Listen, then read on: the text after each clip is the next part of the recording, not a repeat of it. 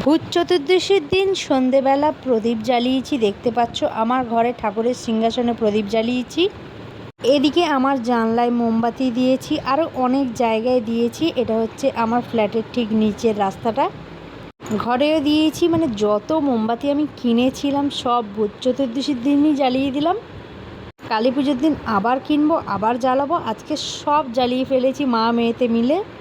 ভেবেছিলাম অল্প জ্বালাবো, কিন্তু জ্বালাতে জ্বালাতে ইচ্ছে করলো সব জ্বালিয়ে ফেলি, কালকে আবার নয় কিনবো। দোরগোড়ায় প্রদীপ দিয়েছি, দেখতে পাচ্ছ। মেন ঢোকার এন্ট্রি ওখানে দুটো প্রদীপ দিয়ে দিয়েছি, আর বাদবাকি সব জায়গায় বলতে গেলে মোমবাতি দিয়েছি। এই যে ছাদের সিঁড়ি উঠে যাচ্ছে, এখানে পর্যন্ত আমি মোমবাতি সব দিয়ে দিয়েছি। আর আমার মেয়ে তো সামনে ঘুরে ঘুরে দেখাচ্ছে, বলছে মা দেখাও, এখানে দেখাও, ওখানে দেখাও। মেয়ে বলে যাচ্ছে কন্টিনিউ, আমিও ওদিকে ক্যামেরা ঘুরিয়ে দেখাচ্ছি। মেয়ে আবার নিচে যাচ্ছিল, আমার নিচে যাওয়ার আর দরকার নেই, এত অবধি ঠিক আছে দেখানো। তো দেখতে পেলে আমার ঘরটা পুরোটাই আমি তোমাদের দেখালাম যে কোথায় কোথায় মোমবাতি বা প্রদীপ আমি জ্বালিয়েছি ভূত চতুর্দশী রাতে।